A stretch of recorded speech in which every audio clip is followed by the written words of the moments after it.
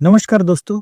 तो आज हम लोग देखते हैं एक्सरसाइज 1.4 का क्वेश्चन नंबर 1। देखो, मैंने कहा था दोस्तों आपको कि पहले लॉज समझना बहुत इंपॉर्टेंट है। और अब ये क्वेश्चन नंबर 1 क्या कहता है हमें, देखो इन्होंने पूछा क्या है। इन्होंने पूछा है using rules of negation write the negations of the following. मतलब एक स्टेटमेंट दिया है, उसका निगेशन लिखना है हमें। ठीक है, तो क्वेश्चंस हम लोग धीरे धीरे सॉल्व करेंगे। देखो, मैं आपको बता देता हूं, इनमें हम लोगों को दो चीजों की जरूरत है। एक तो लॉज, जितने भी लॉज हम लोगों ने पढ़े, और दूसरे ये रूल्स। देखो, रूल्स ऑफ निगेशन मैंने इसके पहले लेक्चर में ही बोला था। ठीक है, अगर आप इसे भूल गए होगे तो मैं वापस इसे रिवाइज करने की कोशिश करता हूं।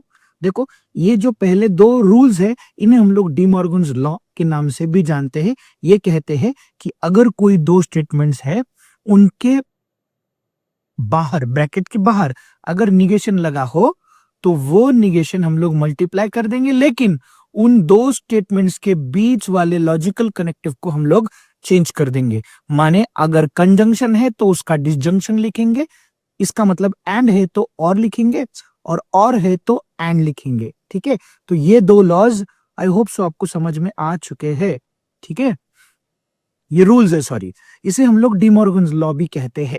ठीक है, अब ये वाला याद रखने के लिए P इंप्लाइज Q का निगेशन क्या है, याद रखने के लिए हमें हमारी स्टोरी याद रखनी है। स्टोरी में एक कंडीशन है, पहले सच और बाद में झूठ। तो पहले सच मतलब पहला स्टेटमेंट एज इट इज लिखना है, और हिंदी वाला और माने इंग्लिश का एंड। Is it clear? बाद में झूठ मतलब जो बाद वाला सेंटेंस है उसे हम लोगों को करना क्या है, निगेट करना है, निगेट करना है। अंडरस्टूड? और ये हो गया इंप्लाइज का। अब डबल इंप्लाइज को तो बहुत ही आसान है, सेम लिखना है हमें इंप्लाइज वाला पहला ब्रैकेट, बीच में और लिखने के बाद हमें पी सेम ब्रैकेट लिखना है, लेकिन पी की जगह पे क्यू और क्यू की जगह पे क्यू पी करना है। ठीक है, एग्जांपल्स में हम लोग इसे और अच्छे तरीके से सॉल्व करेंगे। ठीक है, अगर आपको चाहते हो तो मैं दिखा देता हूँ, डोंट वरी। ठीक है, negation of P double implies Q कैसे लिखते हैं दोस्तों, बहुत सिंपल है।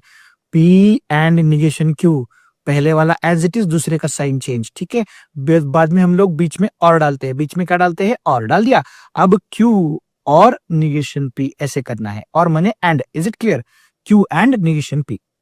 तो ये हो गया हमारा रूल। अब सेकंड क्वेश्चन ये है, मैंने कहा क्या है, हमें जो दिया गया क्वेश्चन है उसको हमें करना क्या है, निगेट करना है। अब ध्यान से देखो, ध्यान से देखो, देखो यहाँ पे दोस्तों क्या होगा, तो डीमॉर्गन्स लॉ लगेगा। ये वाला निगेशन यहाँ पे और यहाँ दोनों जगह मल्टीप्लाई होगा, तो ये निगेशन पी होगा। एंड है, एंड का सिंबल चेंज होगा, बनेगा और निगेशन निगेशन क्या बनेगा, क्यू। सर कौन सा लॉ लगाया है मैंने, ये लगाया है मैंने D Morgan's law. I hope so you understood this. Understood? ये हो गया हमारा कौन सा क्वेश्चन, सेकंड क्वेश्चन। सर इसमें कुछ सिंप्लीफाई कर सकते, नहीं कर सकते बेटा, रख दो वैसे ही, हो गया हमारा आंसर। निगेशन इस्तेमाल करना है, निगेट कर दिया मैंने। ठीक है, बहुत ही इंपॉर्टेंट टॉपिक है दोस्तों, यही टॉपिक आपको एंट्रेंस में आने वाला है, ध्यान में दो। ठीक है, चलो वापस एक बार, इस स्टेटमेंट का हमें करना क्या है, निगेशन, तो मैंने निगेशन लगा दिया।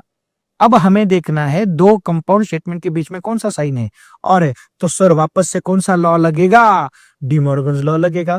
लगा दो डिमॉर्गन्स लॉ। क्या कहता है, ये स्टेटमेंट ये निगेशन दोनों जगह मल्टीप्लाई होगा, सो निगेशन पी। बीच वाला साइन क्या है, बीच वाला साइन है और, चेंज होके क्या बनेगा, एंड। ठीक है, और निगेशन निगेशन क्या बन जाएगा, क्यू। हमें पता है, ये रूल पता है बेटा, दो निगेशन क्या हो जाते हैं, पॉजिटिव हो जाते हैं, negative negative becomes positive, so negation of negation Q becomes Q. Understood? तो ये मैंने हल किया है। अब ये वाला भी सेम आ चुका है दोस्तों, इसमें भी कुछ सिंप्लीफिकेशन नहीं कर सकते, लेकिन रीजन लिखना है। किस रीजन से लिखा है हम लोगों ने, तो रीजन है हमारा कौन सा law, D Morgan's law. I hope you understood third वाला क्वेश्चन। अब देखो दोस्तों, ठीक है, ये वाला क्वेश्चन सॉल्व कर लेते हैं हम लोग। ठीक है, फिफ्थ वाला क्वेश्चन, फिफ्थ वाले क्वेश्चन में क्या दिया है हमें, ये कुछ इस तरह से दिया है। हम लोग क्या करते हैं, इसका निगेशन। देखो, मैंने वापस एक बार वही स्टेप कर लेता हूं मैं दोस्तों, मैं पूरा क्वेश्चन पहले लिख लेता हूं। ठीक है, लिख दिया। अब मुझे इसके बाहर निगेशन लगाना है। ठीक है, तो मैंने निगेशन लगा दिया। अब मुझे यहाँ पे क्या याद आ रहा है, मुझे रूल ऑफ निगेशन याद आ रहा है।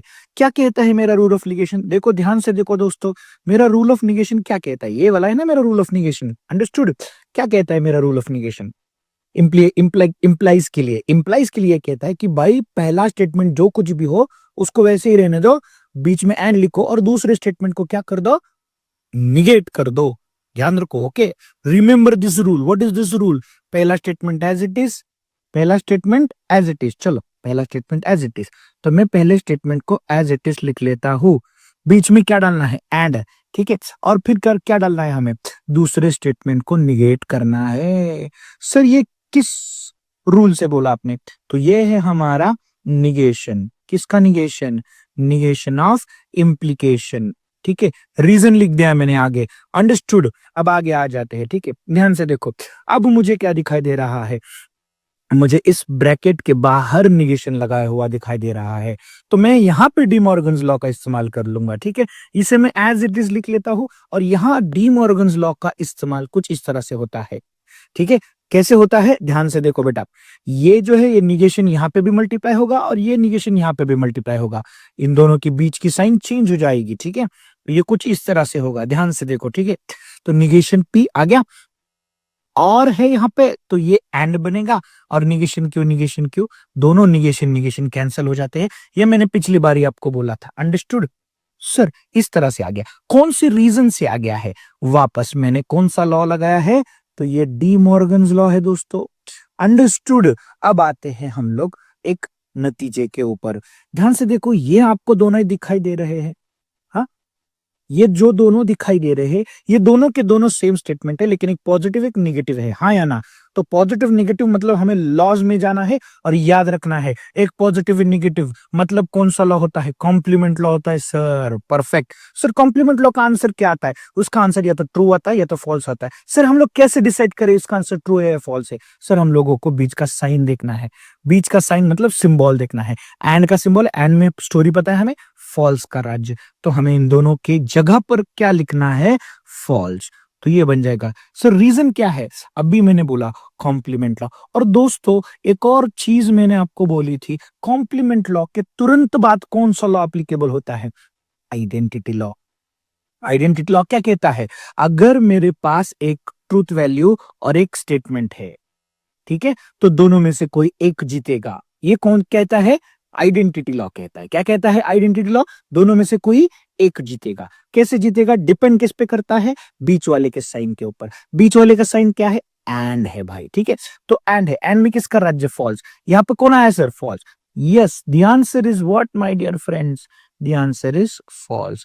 किस रीजन से? आइडेंटिटी से रीजन, आइडेंटिटी, ठीक है।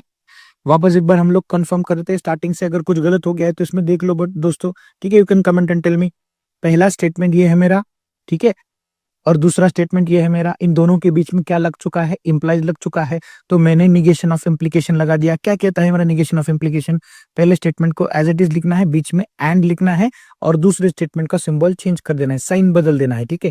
तो ये मेरा कुछ दूसरा स्टेटमेंट है, मैंने इसको डी मॉर्गन्स लॉ लगाया है अगले स्टेप में।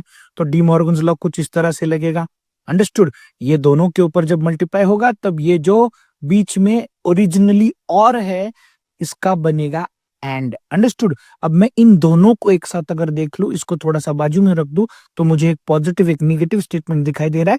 ये मैं चला जाता हूं किसके ऊपर? कॉम्प्लीमेंट लॉ के ऊपर। कॉम्प्लीमेंट लॉ मेरा ये कहता है दोनों में से कोई, सॉरी, दोनों अगर है तो इसमें से आंसर एक होगा, वो होगा फॉल्स, ठीक है। किसके ऊपर डिपेंड करता है सर? वो बीच वाली साइन के ऊपर। बीच वाली साइन कौन सी है? एंड की। तो आंसर क्या आ गया? फॉल्स, ठीक है। False and Q. अब मुझे पता है कॉम्प्लीमेंट के बाद कंपलसरी कौन सा लॉ लगता है? आइडेंटिटी लॉ, ठीक है। आइडेंटिटी लॉ में दोनों में से कोई एक जीता है, कौन जीतेगा? सर बीच में एंड है, एंड में किसका राज्य है? फॉल्स का, तो फॉल्स ही आ गया, तो फॉल्स ही जीतेगा, डन। तो ये हो जाता है मेरा identity law. I hope so laws और निगेशंस को एक साथ कर कैसे ये सम्स को सॉल्व करना है, ठीक है। क्वेश्चन में तो सिर्फ इतना ही दिया रहेगा भाई कि right the negation of the following, लेकिन इसमें हम लोगों को लॉज भी लगाने हैं और रूल्स भी इस्तेमाल करने हैं। थैंक यू सो मच दोस्तों, आई hope so you understood this part of lecture. इसी तरह से क्वेश्चन नंबर 1 के सारे क्वेश्चंस को सॉल्व करना है। अगर किसी क्वेश्चन में आपको डाउट आता है तो प्लीज बेझिझक मुझे बोलिए, उस क्वेश्चन नंबर को आप कमेंट सेक्शन में मेंशन कीजिए, मैं आपको उसे सॉल्व करके एक अगले लेक्चर में या फिर अगले वीडियो में आपको दिखा देता हूँ, ठीक है। थैंक यू सो मच दोस्तों, थैंक यू सो मच।